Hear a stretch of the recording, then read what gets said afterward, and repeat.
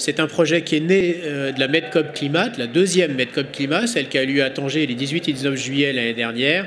La première a eu lieu à Marseille, et d'ailleurs nous aurons mardi prochain une séance en France à l'initiative du président Renaud Muselier qui préside la région Provence-Alpes-Côte d'Azur, en présence de Ilyes Elomari qui est président de la région Tanger-Tétouan et Loussima, et bien sûr sera évoquée cette maison du climat. Donc nous serons théoriquement 6 intervenants. Donc je vous prie de présenter les excuses de Christophe Madrol, qui suit les questions de Méditerranée au ministère du Développement durable en France, qui a eu un problème de transport tout bêtement. Donc nous aurons en principe Madame Nouzoua Wafi, qui est secrétaire d'État au développement durable auprès du ministère des Mines, de l'Énergie et du Développement durable du Royaume du Maroc. Donc Assia Bouskri, qui est vice-présidente de la région Tanger-Tétouan et qui est aussi président du comité de pilotage de cette maison du climat ainsi que de la Medcop. Arnaud Grave, qui vient d'arriver à l'Union pour la Méditerranée et qui parlera assez rapidement juste après Assia Bouskri, ou peut-être même avant, j'ai l'impression que l'horaire est un peu court pour lui. Et bien voilà, nous sommes sur une approche très festive. Je vous propose de faire du bruit, vous aussi, dès qu'on aura fini de parler. Donc ensuite, Stéphane Poufari, qui est délégué général d'Énergie 2050, qui est une association, je dirais une organisation expert qui analyse ce qui se passe aujourd'hui dans les territoires, et notamment sur la question de territorialisation nécessaire et utile des engagements qu'ont pris les pays à l'occasion de la COP de Paris. Camille André s'occupe des questions de climat au GRS. Il vous montrera et vous expliquera quelques enjeux particuliers et quelques réalisations, et nous aurons aussi évidemment un temps de débat. Mais donc, pour vous dire que, évidemment, on est sur une trajectoire particulièrement serrée et que la trajectoire même n'est pas bonne, puisque les engagements des pays nous emmènent à plus de 3 degrés, ça vous le savez tous, et que la Méditerranée, c'est des questions fortes d'immigration. Donc on a besoin d'agir. On a analysé et défini 4 clés d'action sur lesquelles on travaille, soit tant dans les Medcop qu'au niveau de cette maison du climat. La question financière, la question des talents et du renforcement de capacité, c'est particulièrement compliqué de parler avec un niveau sonore comme ça, les questions d'acceptabilité, de changement de comportement et les questions d'innovation et de technologie. Merwan Touali m'avait prévenu que par moments c'était un peu brillant ici. Effectivement, je reconnais là son grand esprit d'analyse. Alors, je vais être assez rapide, hein, mais l'idée c'est vraiment de se mettre au service. La Maison du Climat n'est pas un nouveau réseau, c'est une idée de se mettre au service des gens qui agissent déjà. C'est pour ça qu'on est là. Je suis ravi de retrouver des amis aussi. Et cet ancrage particulier à la région Tanger-Tétouan, vous verrez, est particulièrement importante. C'est une façon aussi pour nous de mettre en place un secrétariat permanent des Medcop, parce que cet agenda des solutions qu'on a inventé avait besoin de s'incarner dans un lieu, avait besoin de s'incarner dans des compétences, et on va aussi pour cela aider des projets, faire le point chaque année sur l'agenda des solutions, mais je crois qu'Assia Bouskri pourra y revenir juste après. Pardon, mais je vais regarder l'heure parce que notre ami de l'Union pour la Méditerranée a un avion, mais c'était important pour nous qu'il va intervenir maintenant, juste avant Assia Bouskri. C'était important pour nous qu'au nom de Fatala Sigil-Massi, qui est le secrétaire général de l'Union pour la Méditerranée, donc qui regroupe tous les pays d'Europe et de Méditerranée, mais on a besoin de son soutien et on avait envie d'écouter ce message très court de la part d'Arnaud Grave, au nom, encore une fois, de Fatala Sigil-Massi, qui est un Marocain et qui dirige cette belle institution qui est l'Union pour la Méditerranée. Arnaud, soit tu prends un micro ou pupitre comme tu veux. Voilà. Alors, mesdames et messieurs, donc au nom de notre secrétaire général, M. Fatala Sigil-Massi, je voulais vous délivrer quelques messages sur la participation de l'Union pour la Méditerranée à la COP23. Donc pour l'UPM, le changement climatique est un sujet central dans l'agenda de l'organisation, notamment depuis la conférence ministérielle sur l'environnement et le changement climatique déclarée à Athènes en 2014. Cette déclaration a permis de fixer les objectifs prioritaires de l'agenda et notamment d'instaurer le groupe d'experts sur le changement climatique de l'UPM qui se réunit régulièrement pour assurer le suivi de cette déclaration. Les principaux points suivants en sont la feuille de route. le besoin d'expertise sur les impacts du changement climatique dans la région, le besoin de renforcer la résilience de la région au changement climatique, notamment dans les secteurs clés tels que l'agriculture, l'eau, en lien avec la sécurité alimentaire, la nécessité urgente de réduire les émissions de gaz à effet de serre rapidement afin de limiter l'augmentation globale de la température à 2 degrés par rapport au niveau pré-industriel et de poursuivre l'action pour limiter ce réchauffement à 1,5 degré. Et enfin, utiliser les bénéfices et les opportunités de la transition vers une économie à bas carbone, notamment pour la croissance et la création d'emplois. Dans le cadre de la participation de l'UPM à cette COP, 4 axes s'intégrant dans la dynamique des activités COP22 et dans le cadre d'action de l'UPM se dégagent. La finance climat, nous avons eu l'occasion de présenter le résultat d'une première étude il y a 2 jours en conférence dédiée en présence de M. Mézoir, le président de la COP22, et de M. Sigil Massi. Vous trouverez les principaux éléments sur notre site internet. L'étude est désormais publique. Le deuxième axe, c'est la jeunesse et le changement climatique. Nous avons également mené une conférence dédiée en collaboration avec la Mediterranean Youth Climate Network, dont une éminente représentante est ici présente. L'implication du secteur privé, l'engagement des entreprises monte en puissance et la coopération de l'UPM avec l'Observatoire méditerranéen de l'énergie vise à accompagner ce mouvement via nos plateformes dédiées au secteur énergétique. Et enfin, les solutions innovantes. Nous avons notamment une coopération avec l'Alliance mondiale pour les technologies propres, avec le plein soutien de Bertrand Piccard, qui était également présent à notre conférence il y a 2 jours. Donc en 2 mots, le traitement de la question du changement climatique suit la méthodologie des 3 P de l'UPM, politique, plateforme et projet. Et nous pensons que le projet de la maison que vous portez rentre tout à fait dans ce cadre, notamment au niveau très pratique des collectivités territoriales qui sont au cœur des changements en cours.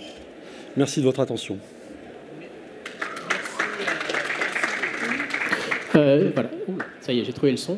Merci beaucoup et merci d'avoir pris ce temps. Bon, je crois que vous avez encore le temps d'écouter le projet de la part d'Assia Bouskri qui va nous rejoindre.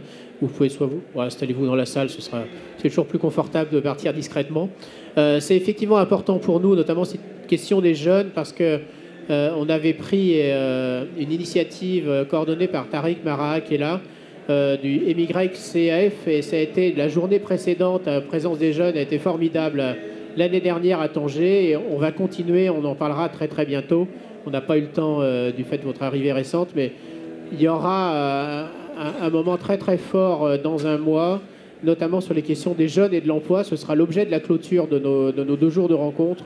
Et vraiment, je suis ravi qu'on puisse collaborer avec l'Union pour la Méditerranée. Je propose à Assia Bouskri de me rejoindre, de prendre le pupitre, et pour une présentation. Voilà. Alors, si certains d'entre vous ne comprennent pas le français, mais visiblement ce n'est pas le cas, il y a des traducteurs et je voudrais les remercier parce qu'ils font un travail extrêmement difficile. Et sans les traducteurs, je crois qu'il n'y aurait pas de COP. En tout cas, il n'y aurait plus de COP depuis très très longtemps. Merci à eux. Assia Bouskri, vice-présidente de la région Tanger-Tétouan et Léocima. Merci Gilles. Mesdames et messieurs, bonsoir. Tout d'abord, je tiens à vous remercier pour avoir voulu assister à ce side event. Et j'ai l'honneur aussi de participer par ce témoignage qui résume les principales actions menées par la région Tanger-Tétouan-El-Hoceima en faveur du climat. Effectivement, les collectivités territoriales et aussi principalement les régions sont les plus concernées par les changements climatiques. Tout d'abord parce qu'ils sont, leur territoire elle est exposé aux conséquences des changements climatiques, et aussi par leurs compétences en matière d'aménagement du territoire et donc de gestion de leur bilan carbone. D'où les régions doivent... Gilles, ça marche comme ça?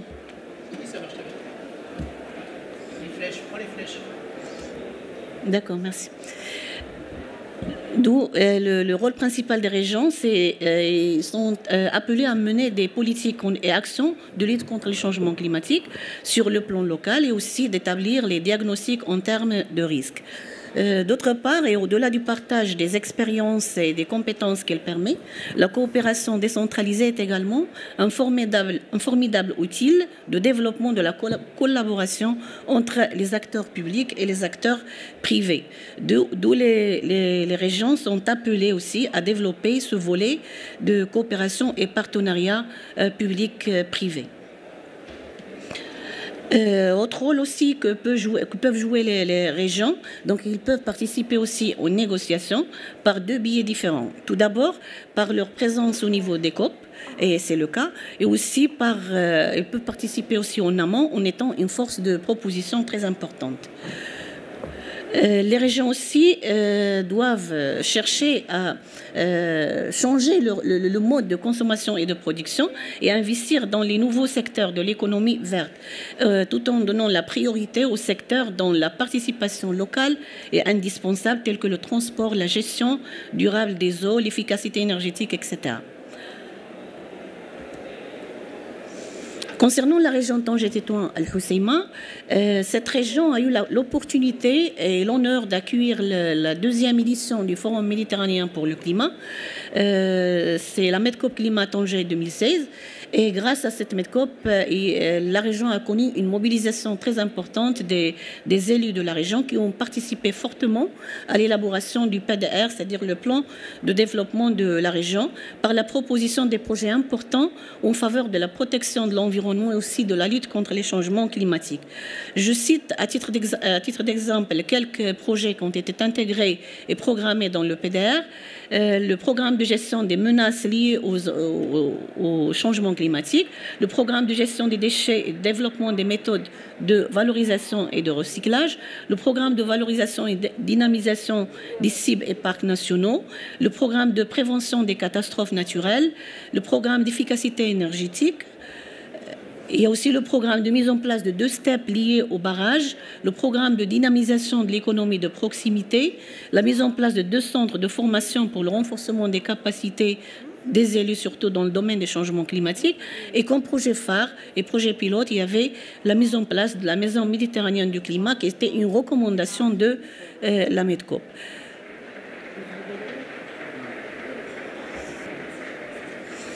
La Medcop Climat donc, a beaucoup apporté pour la région Tanger-Tétouan-Al-Hoceima. C'était d'abord une occasion pour donner plus d'ambition aux collectivités territoriales et principalement aux élus. Ceux-ci affirment aujourd'hui qu'ils sont l'échelon pertinent de par leur capacité d'action directe, mais aussi dans leur rôle majeur de mobilisation et de coordination entre les différentes parties prenantes. La Medcop Climat a permis aussi à la région Tanger-Tétouan-Al-Hoceima de se positionner et de défendre une cause commune au sein d'une zone intégrée qui est la Méditerranée et d'affirmer aussi une capacité politique de négociation et d'influence des acteurs méditerranéens. Il lui a permis aussi d'être un accélérateur d'action et un espace permettant une grande force de proposition d'initiatives et de solutions climat. Il lui a permis aussi de développer des partenariats et avec des partages d'expériences et des compétences et de faciliter aussi la création des coalitions d'acteurs tels que l'Alliance des jeunes méditerranéens pour le climat, l'Alliance aussi de la société civile et l'Alliance de la femme méditerranéenne pour le climat. Il y avait des grands enjeux lors de la Medcop. Je cite quelques-uns. Tout d'abord, affirmer la dimension méditerranéenne comme pertinente pour la lutte contre les changements climatiques, le renforcement des solidarités financières, aussi accroître les compétences techniques et produire et consommer autrement de l'énergie. Le principal livrable de la Medcop Climat Tanger 2016, c'était l'agenda des solutions.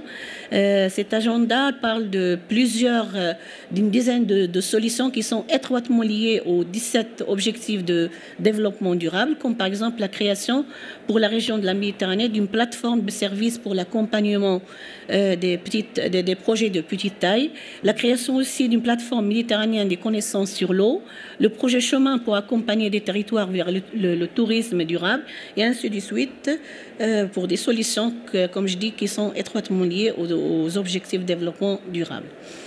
Les deux actions majeures de la MEDCOP Climat, tout d'abord, c'est la charte des régions méditerranéennes pour le climat. L'idée, c'était de créer une alliance de grands réseaux de collectivités territoriales du pourtour de la Méditerranée autour d'une idée nouvelle, ouverte, ambitieuse de la gouvernance climatique des territoires. Et la deuxième action majeure, c'était la création et la mise en place d'une maison méditerranéenne pour le climat.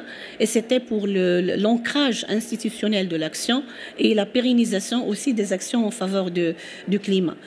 Donc, le lancement de cette maison climat, ça sera le 15 et le 16 décembre 2017. Vous êtes tous invités à y participer à ces rencontres. Pour la Maison méditerranéenne du climat, quel est son rôle? Ou bien que, tout d'abord, qu'est-ce que c'est que la Maison méditerranéenne pour le climat? Ce sera un lieu au service d'assemblage des acteurs étatiques et non étatiques, essentiellement de la Méditerranée, et plus généralement de ceux qui agissent au quotidien pour la lutte contre les changements climatiques. Ce sera aussi un centre de ressources, de renforcement de capacités et d'incubation et d'accompagnement de projets.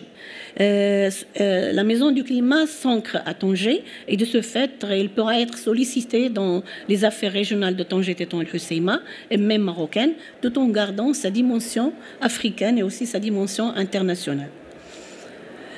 Les missions de la Maison méditerranéenne pour le climat, tout d'abord, il va accueillir le secrétariat permanent de la MEDCOP Climat. Donc, ça sera un lieu de capitalisation des ressources pour les différentes régions qui vont organiser les prochaines MEDCOP. Il va proposer aussi un cahier de charge pour ces régions qui vont organiser les futures MEDCOP. Donc, il va travailler aussi autour de 4 piliers principaux, c'est les territoires, l'innovation, les archipels économiques et le pouvoir d'agir des citoyens. La Maison méditerranéenne du climat de Tanger va aussi pouvoir accueillir des organisations telles que il sera le siège du comité de coordination de l'Alliance méditerranéenne pour les jeunes méditerranéens pour le climat et aussi d'autres alliances qui ont été créées lors de la MEDCOP. La Maison méditerranéenne pour le climat va pouvoir aussi organiser annuellement et indépendamment de la MEDCOP des rencontres méditerranéennes pour le climat.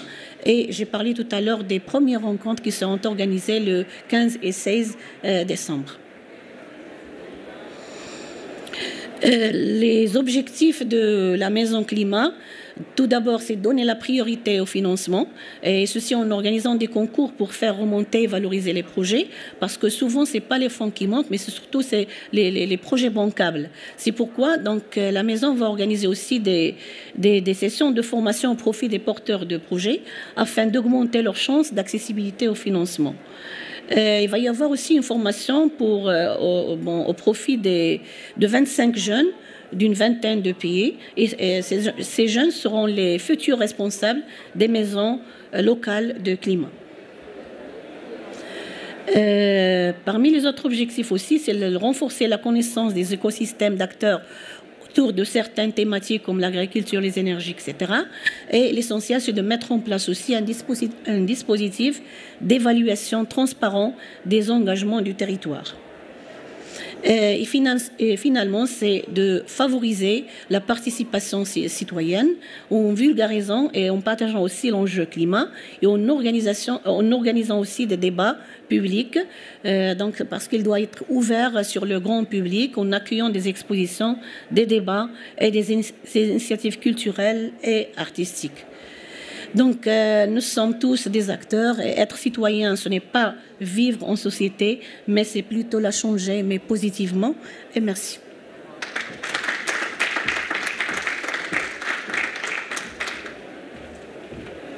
Alors, je propose maintenant à Stéphane Poufari de nous rejoindre. Donc, Stéphane, tu présenteras Énergie 2050. C'est une organisation d'experts très importantes qui accompagnent même des pays sur leurs évaluations, sur leur mise en œuvre surtout de leur plan. Et c'est un partenaire très privilégié de tout ce qu'on a pu mener. et je crois que ce sera un partenaire tout à fait privilégié pour la Maison du Climat dans les années à venir. Stéphane. Alors merci beaucoup Gilles, merci beaucoup à nos amis marocains de nous offrir l'opportunité de parler de cette dynamique territoriale que nous on considère comme essentielle. Et puis comme l'a dit Gilles, en quelques mots peut-être pour ceux qui n'ont pas eu l'occasion de visiter notre pavillon, je crois qu'il y a des amis qui étaient dans notre pavillon il y a quelques secondes, votre ministre d'ailleurs de l'Environnement y était aussi il n'y a pas longtemps. Effectivement on travaille sur la systémique du développement. Alors évidemment c'est... Il n'est pas trop tard pour visiter... Ah ben carrément, voilà. On a encore de très beaux événements. Demain et c'est au fond de l'autre côté où il y a... À côté du pavillon Brésil, à côté du pavillon OIF, et avec qui d'ailleurs on a eu beaucoup d'événements, dont une exposition artistique, et sur lequel, sur notre pavillon, on a eu à peu près une cinquantaine de side events, notamment avec nos partenaires privilégiés, gouvernements locaux unis d'Afrique, et d'autres sujets assez importants comme la finance climat.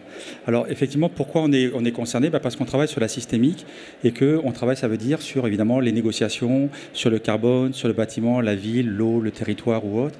Pourquoi tous ces sujets? L'énergie, bien sûr. Pourquoi tous ces sujets? Parce que tout bêtement, on était un petit peu en avance par rapport à l'accord de Paris.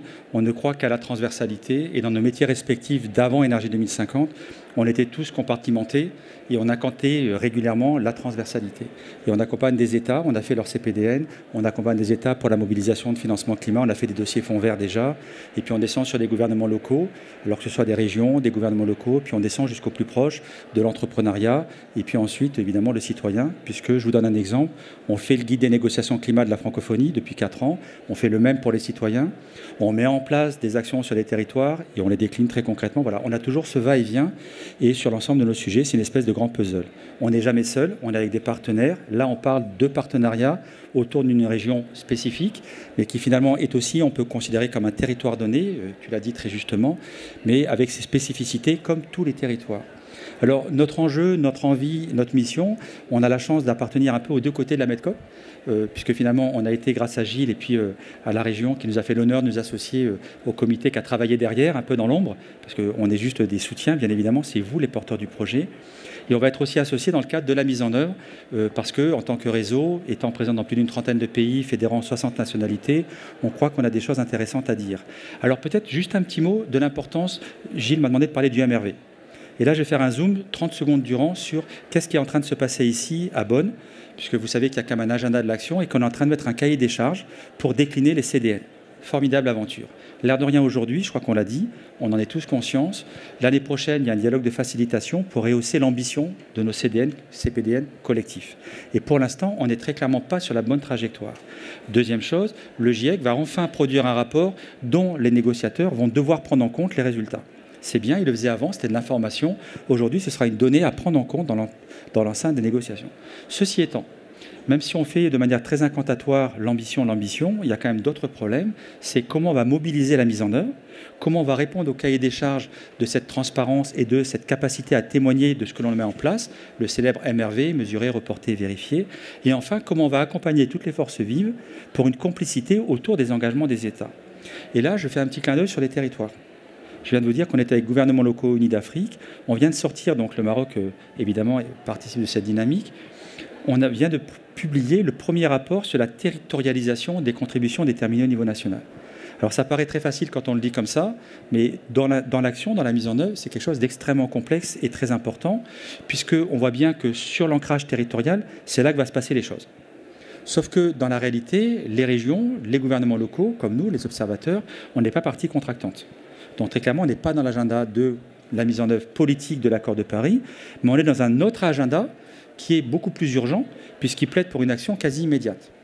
Pour vous, enfin vous le savez tous, mais je suis désolé si je dis des banalités parfois, mais là j'en ai une, c'est que ce qui va se passer en Afrique, eh ben, on va arriver de 530 millions d'urbains à 1,3 milliard d'urbains dans les prochaines années. Donc ce qui veut dire que si on loupe cette transition territoriale africaine, méditerranéenne comprise, vous voyez bien qu'on est face à un autre défi, c'est que là on ne sera plus sur la bonne trajectoire de manière quasi définitive. Mais dès lors qu'on parle aux gouvernements locaux, aux territoires, ben, on doit aussi quelque part être dans la même méthodologie de travail que ce qui va se passer au niveau des États. Ça veut dire qu'il y a un nouveau besoin de compétences. Ça ne veut pas dire, et je reprends les paroles de Jean-Pierre Elombassi sur ces sujets-là, ça ne veut pas dire que personne n'a rien fait. Ce serait d'abord stupide, et puis même c'est absolument faux. Au quotidien, les territoires mettent en place.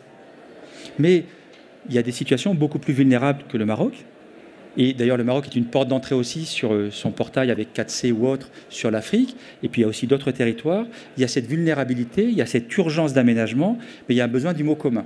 Et là, on revient au MRV. Comment on va pouvoir témoigner de la mise en œuvre, comment on va pouvoir mettre en place des projets qui pourront d'ailleurs donner lieu à des projets éligibles à de la finance climat, sous réserve là aussi d'un autre grand exercice qui est comment je vais travailler en complicité avec les États pour avoir accès à cette finance. Tu parlais tout à l'heure des projets bancables. C'est très bien. Un projet bancable, qu'il soit éligible ou non à de la finance climat, est un projet bon. Mais ce projet bancable peut-être peut avoir besoin aussi d'un effet d'amorçage, sachant que la finance climat ne pourra en aucun cas être le point d'entrée final pour tout le monde, parce qu'il n'y en aura pas assez pour tout le monde. Mais néanmoins, le travail méthodologique qui va être indispensable, c'est un travail essentiel qui doit être pris en compte dès aujourd'hui. Alors, je vous donne juste un exemple par rapport à la finance climat et avec 2 initiatives qu'on va mettre en place. Si je ne suis pas dans le temps, il faut que tu me le dises. J'ai 2-3 minutes encore ? 2 minutes. Voilà. Je vais vous donner juste un exemple. Aujourd'hui, il va falloir qu'on identifie des acteurs pour le mettre en œuvre. Il y a une réunion à Rabat qui s'est passée il n'y a pas longtemps, au mois de septembre, le 26, 27, 28. On y était avec CGLU Afrique. Et on a réussi à faire entrer cette question de la territorialisation par rapport au NDC Partnership, qui se pose quand même des questions. Deuxième chose très importante, mais vous voyez bien l'ampleur du travail qu'on doit faire ensemble et qu'on veut inscrire autour de la Méditerranée, puisque nous-mêmes on a des membres dans quasiment tous les pays, on travaille avec le FEMIS, avec l'Institut de la Méditerranée, donc tous ces corps vont se retrouver autour. C'est à un moment donné, cette mise en œuvre, cette territorialisation, il va falloir qu'on arrive à travailler en complicité. C'est beau d'avoir fait l'accord de Paris, on dit le processus ascendant, mais à un moment donné, pour l'instant aujourd'hui, très peu de territoires ont accès à cette capacité de mobilisation pour des tonnes de raisons, d'expertise, capacité fiduciaire, capacité de monitoring, capacité de créer de la donnée statistique, de créer de la donnée historique pour faire ce reporting. Et tous ces enjeux, on voudrait très clairement les mettre à la disposition de la Maison méditerranéenne du climat, parce qu'on pense que ça va permettre de créer une forme d'innovation, non pas des nouveaux métiers, mais des nouvelles compétences, et que ces nouvelles compétences, par effet ricochet, vont être ensuite sectorialisées sur le bâtiment, sur les aménagements territoriaux, sur le transport, sur la mobilisation d'expertise pour mettre en œuvre des projets, et puis bien sûr ensuite sur cette capacité de témoigner de l'additionnalité de tout ce qui sera mis en place. Voilà, c'est une très modeste contribution, mais néanmoins on pense qu'elle est assez essentielle, et bien évidemment on est enthousiasmé d'avoir un ancrage, j'ai envie de dire, réel, physique, parce qu'il faut un lieu de mémoire, il faut un lieu de construction de méthodologies partagées. Et on pense que la dynamique qui est portée par la région de Tanger est très importante, très intéressante. Et on vous remercie pour tout ce qui va être mis en place. On l'espère avec nous, mais en tous les cas pour vous. Merci beaucoup.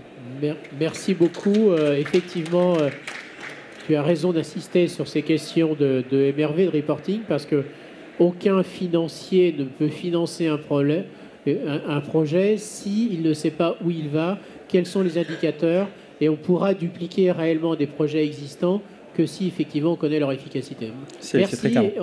Probablement il y aura des questions, mais tout de suite on va écouter notre ami Camille André du GRS. Qui a maintenant une histoire à nous raconter, parce que le climat c'est aussi des belles histoires. Le GRS est une association auquel je suis très attaché à titre personnel, donc c'est une association de développement engagée dans beaucoup de pays. Je crois que c'est aujourd'hui plus de 100 salariés. Et notamment dans des pays comme le Ladakh, des pays assez lointains, mais aussi au Maroc, et notamment Chefchaouen, qui est un exemple qui est souvent cité sur le plan international. Évidemment, une ville qui vous est chère dans la région Tanger, Tétouan et Loussima, pas seulement pour la beauté de sa médina, mais aussi parce qu'il y a déjà des réalisations extrêmement fortes qui parfois peuvent sembler très quotidiennes, mais imaginez notamment l'exemple des hammams que j'ai demandé à Camille de nous raconter. C'est quelques hammams à Chefchaouen, mais si tous les hammams de l'ensemble du pourtour méditerranéen se mettent par diminuer par 2 ou par 3 leurs émissions de carbone, vous voyez tout de suite qu'on peut agir directement sur la planète. Camille. Tout à fait. Merci beaucoup Gilles pour cette bonne introduction sur ce que fait le GRS en Méditerranée, et merci à tous pour votre présence aujourd'hui. Le GRS, donc le groupe énergie renouvelable, environnement et solidarité, et le Maroc et la Méditerranée, c'est une très vieille histoire puisque c'est notre premier pays d'intervention. Donc le GRS est vieux de 40 ans aujourd'hui. Et le Maroc est vraiment le pays où est né et où s'est construit aussi le GRS sur ses premiers projets, notamment autour des thématiques de l'énergie, du climat et aujourd'hui de la planification territoriale et d'une certaine manière de la lutte contre la déforestation. Lutte contre la déforestation, puisque le GRS est parti du constat, qui est un constat partagé au Maroc, que le bois est la seconde source d'énergie du pays. Donc toutes les actions que nous avons essayé de conduire et que nous conduisons encore aujourd'hui au Maroc ont aussi pour objectif de prendre en compte cette spécificité de l'usage de cette ressource qui au Maroc est renouvelable mais qui a fait face à un très faible taux de renouvelabilité puisqu'on a un couvert forestier qui est de 12% au Maroc et qui se réduit encore aujourd'hui notamment du fait des pratiques du secteur tertiaire dont font partie les hammams dont je vais vous parler tout à l'heure. Donc on est vraiment sur un constat d'une grande vulnérabilité du Maroc par rapport à cette ressource et à cette consommation d'énergie. Et c'est pour le GRS un élément vraiment majeur et un enjeu très important sur lequel nous, on essaye d'apporter des réponses. Donc comme l'a dit Gilles, je vais présenter rapidement 3 projets qui font écho à ces enjeux. Le premier projet donc, qui se passe à Chefchaouen, qui effectivement a une magnifique médina, avec lequel nous travaillons avec AMEV, qui est l'association du Maroc pour les écovilles, donc qui est partie du constat et de la nécessité en tout cas d'accompagner cette commune dans sa planification territoriale climat et dans la mise en œuvre en tout cas de pratiques au niveau de la ville qui permettent en tout cas de mettre en place des politiques et des fonctionnements qui soient économes en énergie. Donc l'objectif, ça passe par le renforcement des capacités de cette commune pour réduire cette consommation d'énergie. Donc on a élaboré avec le maire de Chefchaouen une politique environnementale participative sur le territoire. Et l'idée était de pouvoir diffuser cette approche grâce justement au partenariat avec AMEV à d'autres villes de la région et du Maroc.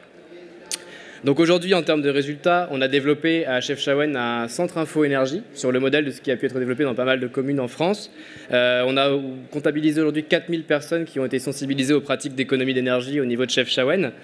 On a finalisé la réalisation d'une étude de faisabilité sur la rénovation thermique de l'hôtel de ville de Chefchaouen, avec pour objectif en fait maintenant d'engager les investissements et les travaux à partir de 2018. Donc on est vraiment dans l'idée maintenant de changer d'échelle et de passer à une dynamique qui sorte de Chefchaouen uniquement, mais qu'on puisse répliquer à d'autres territoires et à d'autres villes au Maroc. Donc voilà un petit peu pour Chefchaouen. Pour la question des hammams, les hammams c'est une vieille histoire au GRS. On est soutenu aujourd'hui par le Fonds français pour l'environnement mondial, notamment sur le développement de rénovation dans le secteur du hammam. Parce qu'on a des partenaires qui nous ont souvent dit qu'au Maroc, on ne peut pas imaginer une ville sans hammam, ça n'existe pas. Le hammam fait partie de la culture du Maroc et 95% de la population environ utilise cette structure comme un lieu d'hygiène, un lieu de vie, un lieu social où les femmes généralement sont aussi particulièrement impliquées dans les hammams puisque c'est un lieu pour elles pour se retrouver, pour discuter, pour échanger. Donc c'est vraiment un lieu qui nous traduit énormément ce que nous essayons de défendre au Maroc et nous valorisons comme... C'est en réalité un exercice de concentration pour le rappel. C'est ça. Voilà. Mais l'année prochaine, ce sera en Pologne, il y aura moins de haka. C'est pas mal un haka, ceci dit, ça fait très physique et très... on est vraiment dans l'action. Donc aujourd'hui, sur ces hammams, qui sont donc des hammams qui aujourd'hui sont très gourmands en bois, avec des chaudières souvent obsolètes, qui du coup sont responsables d'une grande partie de la déforestation au Maroc, on a développé plusieurs types de rénovation qui passent par plusieurs processus et plusieurs produits qu'on met à disposition en termes d'innovation avec des fournisseurs locaux auprès des propriétaires de hammams. Donc à l'heure actuelle, on a 7 rénovations de hammams qui sont achevées. Ça représente 360 000 € quand même d'investissement. Le projet se clôture en janvier et on arrive aujourd'hui à faire des capitalisations et une évaluation qui nous montre qu'on est à peu près à 2 000 € quand même d'économie de bois par an pour un propriétaire de hammam lorsqu'il met en place l'ensemble des rénovations qu'on a mis sur la table. Donc c'est des rénovations, je ne vous les fais pas toutes, mais l'idée c'est de faire par exemple du préchauffage solaire de l'eau, de mettre en place des chaudières à haute performance énergétique ou polycombustibles. Donc l'idée c'est de ne pas forcément utiliser du bois, mais utiliser du grignon d'olive ou d'autres résidus en fait de production agricole qui vont du coup réduire l'empreinte sur la forêt des hammams, mais aussi du coup de réduire les émissions de CO2. Donc on est vraiment aussi ancré dans une dimension climat très forte sur les hammams. Aujourd'hui, une des grandes fiertés de ce projet, c'est qu'on a observé de l'autodissémination, c'est-à-dire des propriétaires qui sont allés voir par eux-mêmes des fournisseurs qui ont été accompagnés par le GRS et qui sont en train de faire des rénovations par eux-mêmes, sans l'intervention de notre structure, ce qui vraiment est quelque chose de très important dans notre mode d'action. Et enfin, un dernier projet qui me tenait à cœur de vous présenter, c'est un projet qui consiste à accompagner les producteurs de fours à gaz au Maroc. C'est un projet qui s'appelle Faran Eco. Là, l'idée est un peu plus générale, ce n'est pas de développer des nouveaux modèles, c'est d'accompagner des fournisseurs et des producteurs existants dans l'amélioration de la qualité de leurs fours pour pouvoir consommer moins de gaz et donc aussi développer des méthodologies économiques de gestion de leur entreprise plus pérennes et plus viables. Donc ce projet est assez récent. On a aujourd'hui 4 fabricants qui sont engagés avec nous sur ce projet-là, mais qui représentent quand même la moitié ou presque des vendeurs de fours au Maroc, hors ceux qui sont importés sur les souks. Donc c'est quand même un impact assez fort pour le moment. Et ces fours aujourd'hui, c'est les fours qu'on améliore et qui fonctionnent, représentent quand même une économie de 50% en termes de consommation de gaz, pour seulement un surcoût d'achat de 10% pour les ménages. Donc c'est vraiment quelque chose qui nous tient à cœur de présenter, parce qu'on sait que le gaz est fortement subventionné au Maroc et que potentiellement cette subvention va se réduire dans le temps avec la raréfaction de la ressource en gaz.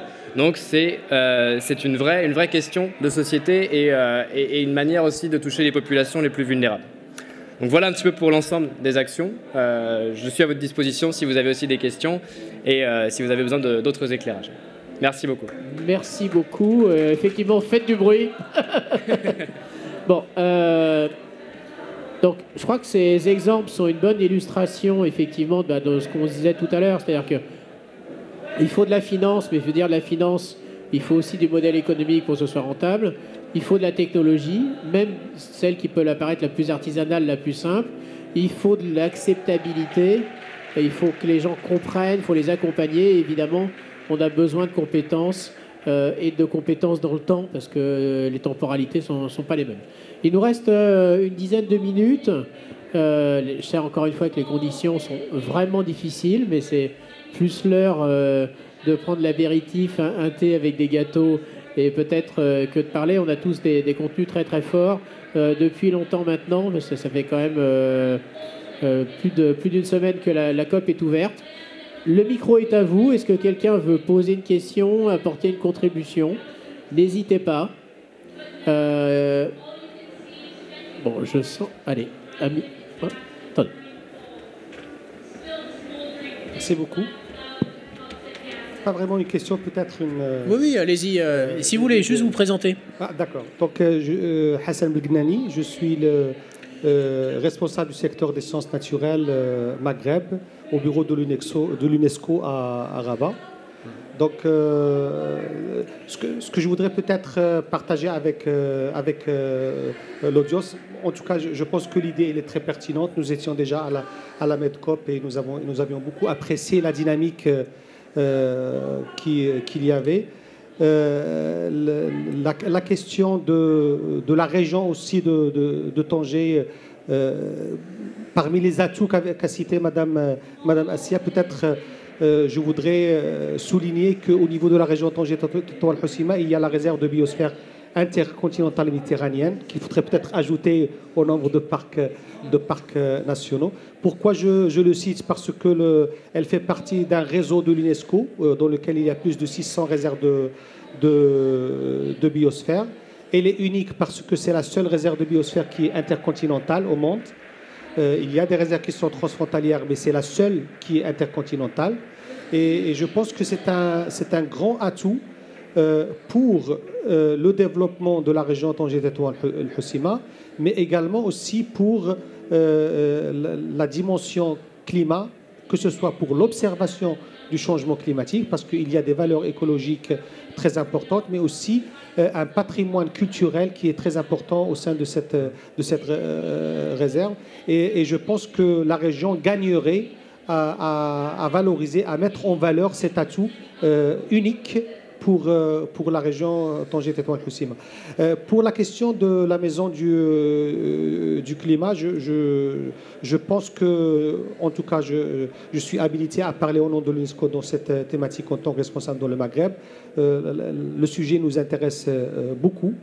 Je pense que la dimension méditerranéenne, avec son ancrage africain, est très important, d'autant plus que au niveau de l'UNESCO, nous avons une stratégie de changement climatique et peut-être la spécificité de l'intervention de l'UNESCO dans la question du changement climatique, c'est qu'elle est multisectorielle. Nous avons la porte d'entrée de l'éducation, nous avons la porte d'entrée de la science, nous avons la porte d'entrée des sciences humaines et sociales. Très très important, les transformations sociales liées au changement climatique. La conférence générale de l'UNESCO vient d'approuver une déclaration d'éthique liée au changement climatique. Donc il y a énormément de choses sur lesquelles on pourrait travailler ensemble. Merci beaucoup. Écoutez, je m'en réjouis. D'abord, merci d'apporter la question de la biodiversité. C'est quand même un sujet majeur. Et dans tout ce qu'on veut faire dans cette maison du climat, il y a de la science, il y a de la culture, il y a de l'éducation. Et donc, regardez bien ce que veut dire le mot UNESCO. Je crois qu'on oublie parfois de le rappeler. Cette question qu'on veut mettre en œuvre de transition, de transformation, passera par ces questions des technologies, de l'éducation, de la culture. Je crois qu'on a vraiment besoin de tout ça et je crois que l'UNESCO va être un partenaire très, très précieux. Et je pense que les Marocains ici présents ont aussi un grand attachement à la nouvelle directrice générale de l'UNESCO qui est elle-même, par son histoire familiale, très liée évidemment au Maroc. Est-ce que quelqu'un d'autre veut prendre la parole? Ou même parmi les intervenants, évidemment, qui ont déjà parlé, n'hésitez pas. Je crois que, écoutez, si personne d'autre veut prendre la parole à ce stade, laissez-nous les messages. Stéphane, tu veux prendre le micro, il est juste à côté. Pour être une contribution, parce qu'on l'a dit 2 fois, enfin j'ai dit un mot et ça va être repris par notre collègue de l'UNESCO, je pense que l'ancrage méditerranéen versus africain, et quand même tu l'as dit aussi très juste, pardon, 3 fois donc, excuse-moi. Mais non mais c'est extrêmement important parce que aujourd'hui, voilà, le Maroc depuis la COP22 a quand même parlé, et à juste titre, des pays d'arrêt, de transit et ainsi de suite. Et aujourd'hui quand même ces migrations touchent plus le sud-sud, qu'on a tendance un peu à oublier quand même avec les pays voisins, et après on peut aller jusqu'à l'Afrique, voilà, subsaharienne bien sûr, mais Niger compris ou autre. Et je crois que justement de travailler sur cette collégialité autour des territoires en mouvement va être quelque chose de central sur la feuille de route. Voilà, c'était juste pour souligner cette importance de territorialisation, mais aussi du sous-continent et de la sous-région, parce qu'il y a des enjeux colossaux de mieux vivre et tout bêtement de développement. Et dernier point, effectivement, je pense que Gilles vient de le dire sur la biodiversité et aussi les ressources. Le point d'entrée peut-être de la maison du climat, effectivement, doit rester quand même l'adaptation, parce qu'on est quand même un ancrage sud, c'est quand même essentiel. Et même s'il y a cette coopération nord-sud, je veux dire, ça couvre l'ensemble de la Méditerranée, et les questions d'adaptation et de vulnérabilité sont au cœur. Et je crois que ça aussi, on doit le garder dans notre approche territoriale. Voilà. C'est juste pour compléter ce que vous aviez déjà dit. Je crois que tu as raison d'insister effectivement sur l'adaptation, parce que je crois qu'il ne faut pas se leurrer. Le prochain rapport du GIEC, qui sera juste avant la future COP 24, qui elle-même sera en Pologne, probablement nous annoncera des perspectives pas très bonnes. C'est-à-dire nous dira pas on est sur le trajet des 2 degrés, les engagements qu'ont pris les pays suffisent. Non, je crois qu'on va être vraiment sur un scénario au-delà des 3 degrés qu'on annonce aujourd'hui, d'autant que certains pays, dont la France, moi je suis français, ont annoncé encore récemment qu'ils avaient une grande difficulté à tenir leurs engagements pour 2030. Et donc je crois que si les collectivités locales et toutes les responsabilités, les pouvoirs locaux, les autorités locales, mais non pas seuls, avec tous les acteurs locaux qui sont les citoyens, les associations, les chercheurs, les entreprises, si on ne s'y met pas tous, évidemment, l'accord de Paris sera un échec encore plus dur qu'avait été celui de Copenhague, parce que on a signé tous ensemble, mais tous les pays ont signé à l'unanimité. Donc c'est à nous tous de s'y mettre. Et je crois qu'il faut vraiment saluer l'implication très très forte de la région Tanger, Tétouan et Oussima. Vous avez ici Assia Bouskri et d'autres représentants du conseil régional, mais aussi le président Ilyes Elomari, qui ne pouvait pas être là aujourd'hui, mais qui défendra la Maison du Climat la semaine prochaine à Marseille, qui la défendra les 15 et 16 décembre. Je crois que c'est vraiment un engagement d'une région, mais dans une ouverture, une générosité, un partage. Et je crois que c'est tout l'esprit qu'on essaye de mettre. Et depuis Paris et Marrakech, cette COP s'exprime plus dans ce qu'on appelait la red zone ou la zone verte, et aujourd'hui la zone bonne. Et ce que je trouve extrêmement intéressant, il s'est passé quelque chose que vous n'avez peut-être pas vu parce que vous n'êtes pas habitué au COP, c'est que les autres années, les pavillons des pays étaient dans la zone bleue, donc très inaccessibles. Et cette année, les pavillons des pays sont venus nous voir dans notre espace à nous, qui est celui des acteurs non étatiques, encore une fois ONG, entreprises, collectivités, chercheurs. Je crois que c'est un très très bon signal, ça veut dire que côté négociation, c'est très important ce qui s'y passe. Il faut les laisser travailler entre eux, c'est compliqué, mais ce qui se passe d'important, c'est ici, c'est-à-dire comment on va changer la mobilité, changer la construction, changer l'agriculture. Je crois que c'est vraiment ces clés de transition dont on a besoin.